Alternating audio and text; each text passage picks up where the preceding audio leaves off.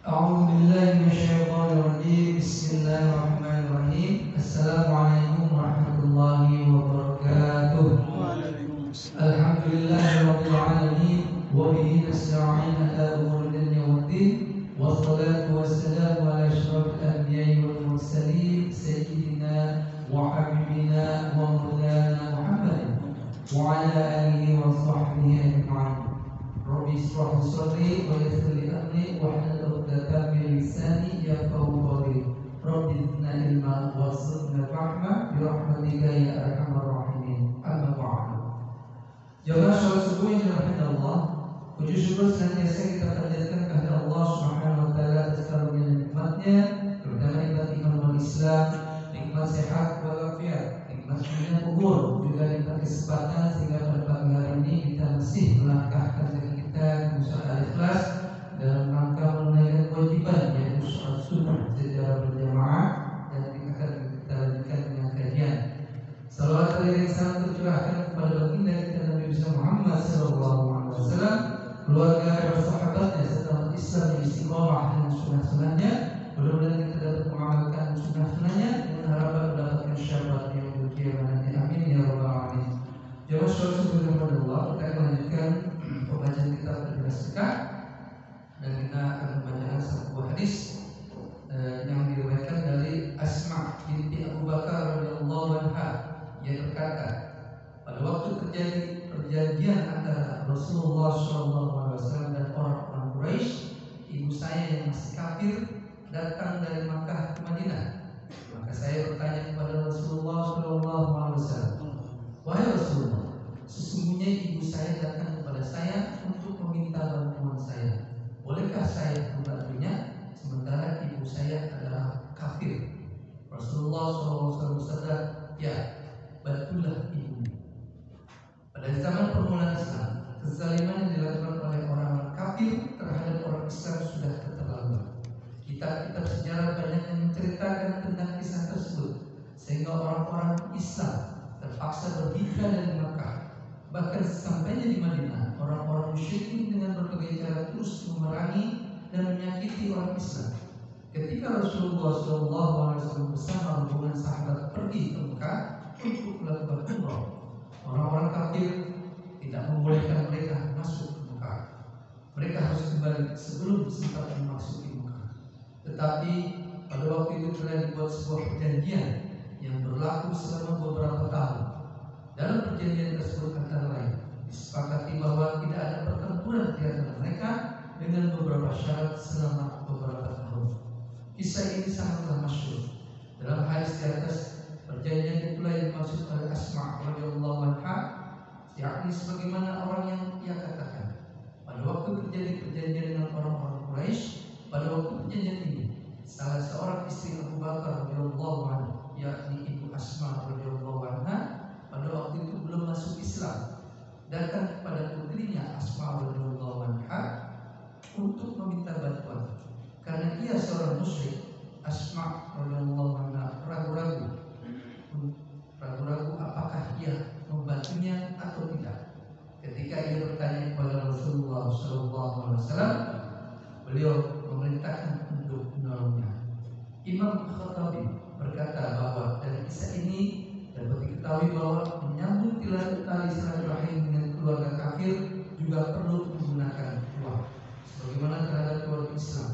Dalam sebuah riwayat disebutkan, karena kisah itulah maka ayat ini berikut diturunkan dalam Quran surat Al-Mumtahanah ayat 8, yang artinya Allah Subhanahu wa taala tidak melarang kamu untuk berbuat baik dan berlaku adil terhadap orang-orang yang tidak memerangimu karena agamamu, dan tidak pula mengusir kamu dari negerimu.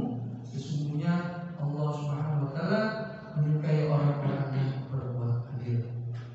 Hakimul Ummah Maulana Tanwi radhiyallahu berkata bahwa yang dimaksud ayat di atas adalah orang kafir zimmi atau yang terikat oleh perjanjian damai dengan kaum muslimin, yakni berbuat baik kepada mereka diperbolehkan.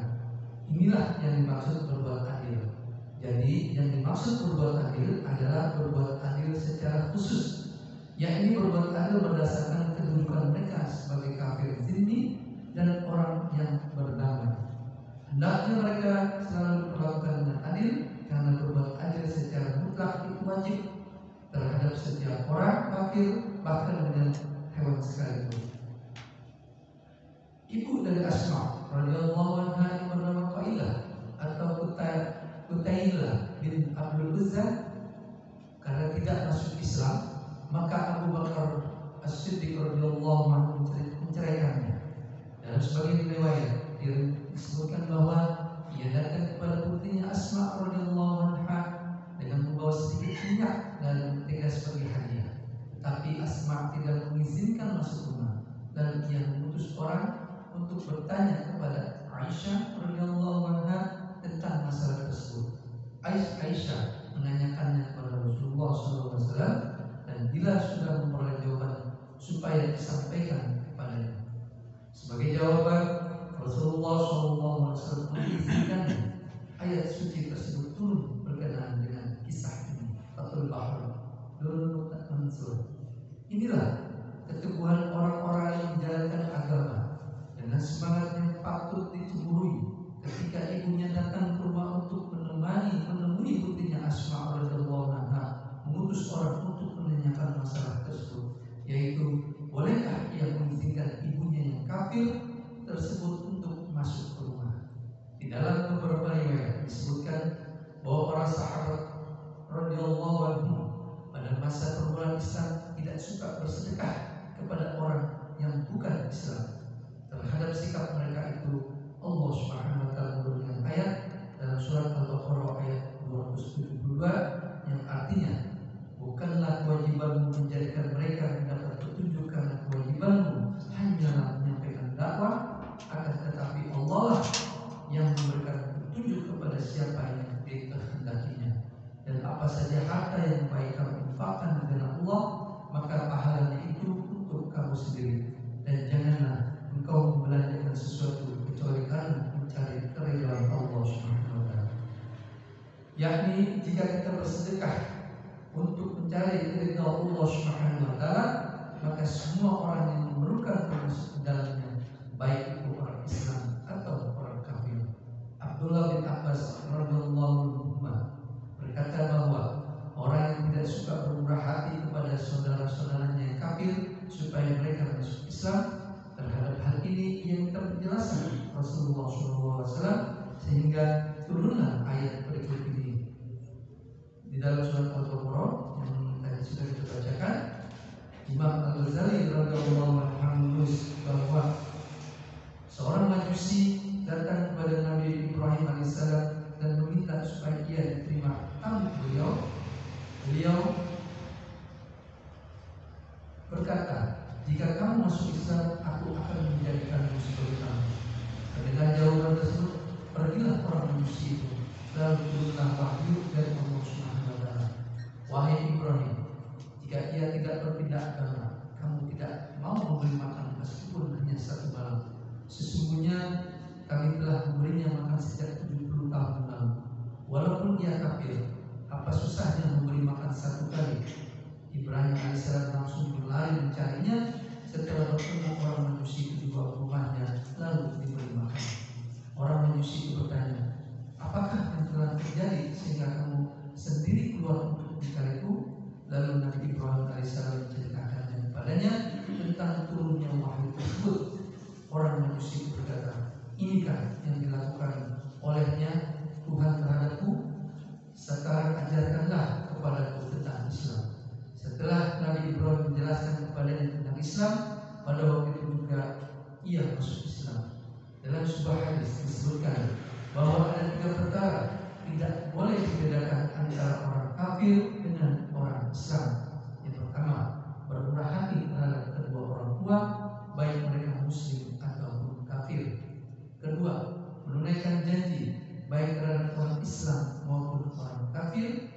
Dan yang ketiga, mengembalikan amanah, baik amanah yang dititipkan itu milik orang Islam atau orang kafir. Diriwayatkan dari Muhammad bin Al-Hanafiyah radhiyallahu anhu dan Qatadah radhiyallahu anhu bahwa Allah Subhanahu wa taala berfirman di dalam surat Al-Ahzab ayat 6 yang artinya, kecuali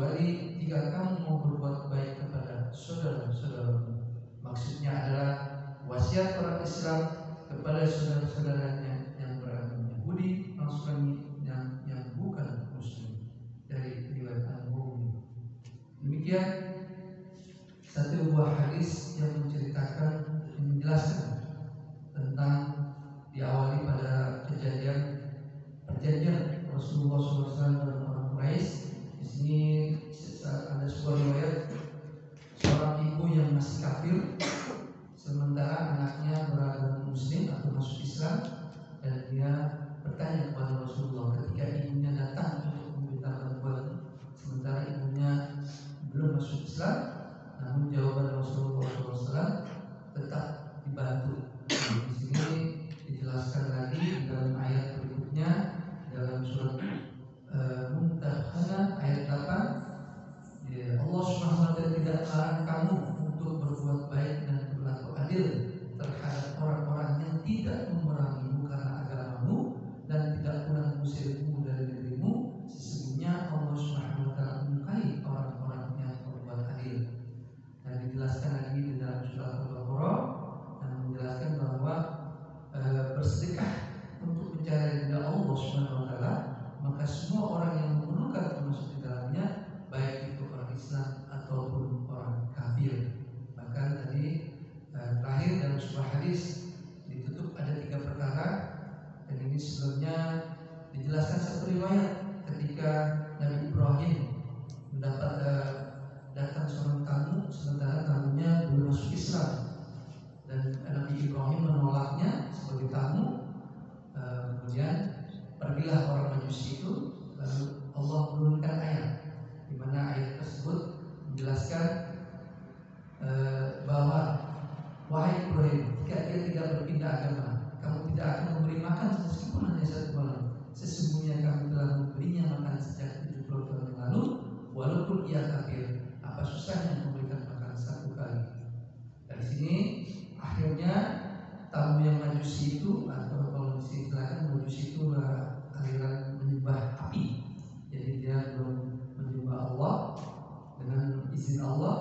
Orang Majusi itu dengan kebaikan, artinya perintah Allah SWT dijalankan, orang Majusi itu bahkan menjadi Muslim atau masuk Islam.